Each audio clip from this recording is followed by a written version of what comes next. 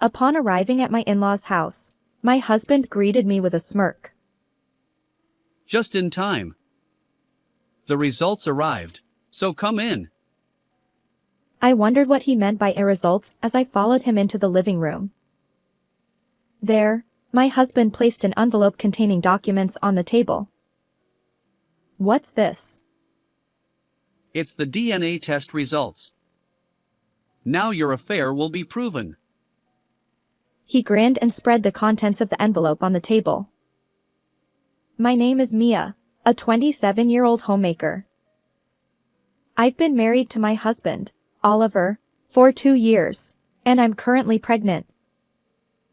Earlier, I experienced intense labor pains and was rushed to the hospital. However, several hours have passed since then, and I just gave birth. After enduring painful contractions, I finally saw the incredibly cute form of my newborn. I felt a sudden release of tension and relief that everything went well. The relief and joy must be overwhelming.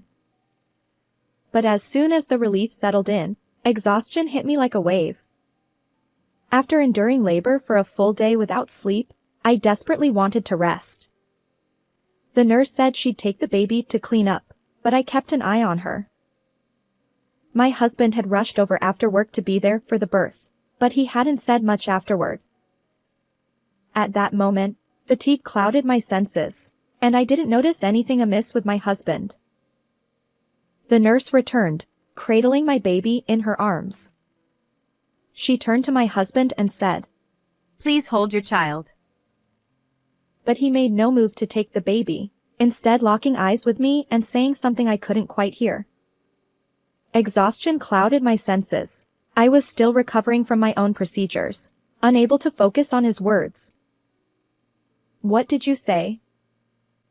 I asked, but he left the room without answering, never once holding our child. I wondered what had happened as the nurse and doctor exchanged uncomfortable glances. Confused and drained, I drifted off to sleep. Afterward, I found myself in the hospital room, and my child had been taken to the neonatal unit. The next day, my husband didn't visit the hospital at all. According to the nurse, he had been there and met our child, but he avoided my room. Then, an unexpected message arrived from him. Let's discuss divorce once you're discharged. I couldn't comprehend it. Why now? When I asked for an explanation, he remained silent. Shocked and physically weakened, my hospital stay extended. Finally discharged, I returned home, but my husband was nowhere to be found. Glancing around the room, I noticed several missing clothes from the closet. He must have gone back to his parents' house, I thought, feeling even more despondent. I messaged him, "I've been discharged now." His reply came, Let's discuss this Saturday at 1 p.m. at my parents' place. What was going on? Had I done something? As the day of our discussion approached, I brought my own parents along to my in-laws' house. Fortunately, my brother's wife, who had experience with childbirth, agreed to look after my baby. When we arrived, my husband greeted us with a smirk. Just in time. The results arrived, so come in. He said, leading us into the living room. He placed an envelope containing documents on the table. What's this? It's the DNA test results. Huh? You look like you're getting nervous. Huh? Well, why did you even check something like that? Well, now your affair will be proven. With that, he grinned and spread the contents of the envelope on the table. Among the documents in the envelope, the top one succinctly stated that the child was indeed my husband's. He looked at me in disbelief, exclaiming, Look at this. The child and I are biologically related. What? Why? How can this be my child? It can't be. His thoughts remained a mystery to me. My in-laws tried to calm him down, while my parents and I sat there, dumbfounded. Finally, as my husband regained some composure, I asked, "What do you want? Why did you insist on a DNA test? Did you really think I was having an affair?" His response shocked me further. Well, when the nurse tried to hand the baby to me, I noticed it didn't resemble me. I wondered if you were having an affair. Wait, you said that at the time? I asked. He replied, Your face turned pale when I mentioned it. "No, I was just surprised and asked for clarification," I retorted. He insisted. You were caught off guard because it hit home, didn't you? I was furious. "Do you realize the grueling conditions I endured during childbirth? According to the doctor, I lost a lot of blood and was anemic. Given that, it's natural for my complexion to be poor." His stammered response didn't satisfy me. "I've been telling you all along, I haven't cheated." When I confronted my husband about why he had such suspicions, he revealed that before my childbirth, he had been researching various aspects of the process online. During his research, he came across the term brood parasitism, which refers to a situation where a wife intentionally conceives a child with someone other than her husband. Apparently, he stumbled upon numerous accounts of women allegedly attempting this. One particular post caught his attention. A man described how, during the birth of his child, he had noticed that the baby's face looked nothing like his own. When he jokingly remarked to his wife, "You know, this child doesn't resemble me at all," she had panicked unexpectedly. Intrigued, he secretly conducted a DNA test, and unsurprisingly, the results confirmed that the child was not biologically his. The post concluded by suggesting that right after childbirth, when women are exhausted and their minds are foggy, it's an opportune time for such revelations. I scoffed at my husband's insinuations. "So you thought I was up to something? Ridiculous." Well, the baby didn't look anything like me. I challenged him. "Are you serious? Take a look at this photo." I showed him a picture of our baby taken on my smartphone. Even my in-laws, sitting beside my husband, scrutinized their grandchild's features. Oh my. My mother-in-law exclaimed and retrieved what looked like an old photo album. She pointed to a picture. It's Oliver when he was born. My husband stammered. Wait, our child looks just like me. My father-in-law chimed in. They're practically identical. I emphasized. "Now do you understand? This child is undeniably yours." My husband slumped his shoulders, crestfallen, while my in-laws tried to console him. I realized that my feelings toward my husband had completely cooled. Regarding divorce and child support, I began. His response was a surprise.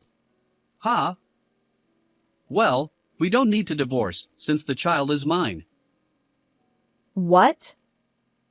After baselessly suspecting me, you have the nerve to say that?"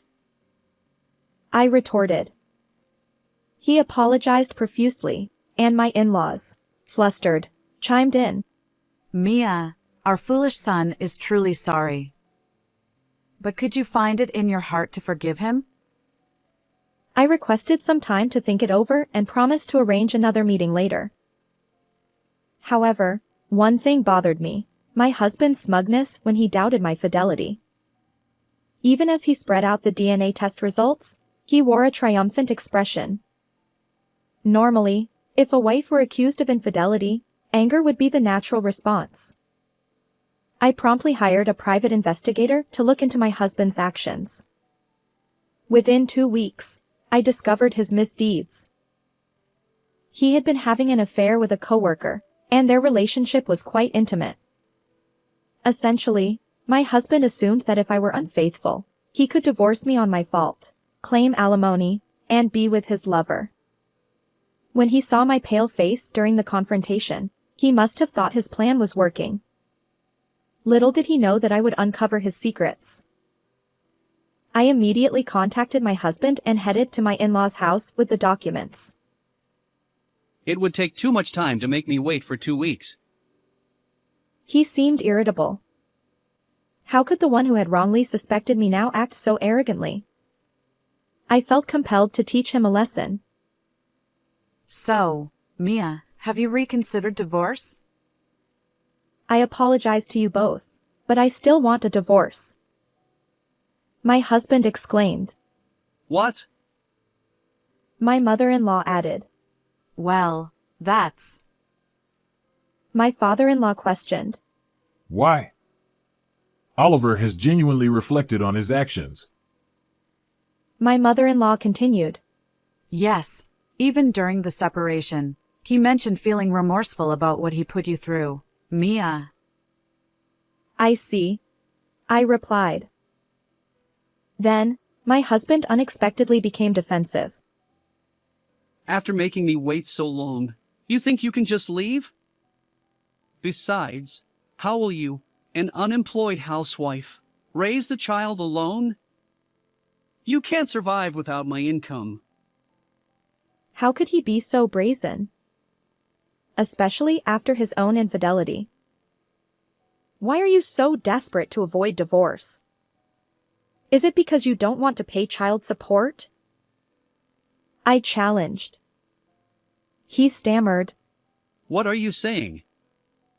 It's my child. I don't want to be apart. My mother-in-law interjected. Mia, that's absurd. Do you really think Oliver doesn't care for his own child? As my in-laws began to question my actions, I decided it was time to get to the heart of the matter. Please look at this, I said, spreading several photos from the envelope. The images captured the moment when my husband entered his affair partner's apartment and later, when they entered a hotel. My in-laws were speechless. What is this? My mother-in-law asked. These are evidence of Oliver's infidelity, I replied. My husband's face turned pale. In essence, he deceived me first. He suspected me of cheating, hoping that if I were unfaithful and the child wasn't his, it would work in his favor. But I was completely innocent, so he panicked. Even if we divorced and he ended up with his affair partner, he didn't want to pay child support. My husband seemed to realize the truth, and his complexion grew even worse. Regardless, I can't continue with you. Please sign this divorce agreement. I'll handle alimony and child support through a lawyer, I insisted. Reluctantly, my husband signed the divorce papers under pressure from my in-laws. They apologized repeatedly, but the real culprit was their foolish son. Thank you for everything, I looked at my in-laws and said before leaving their home. Afterward, the divorce was successfully finalized, and I managed to claim substantial alimony from my ex-husband and his affair partner. Additionally, I secured monthly child support payments from my ex-husband.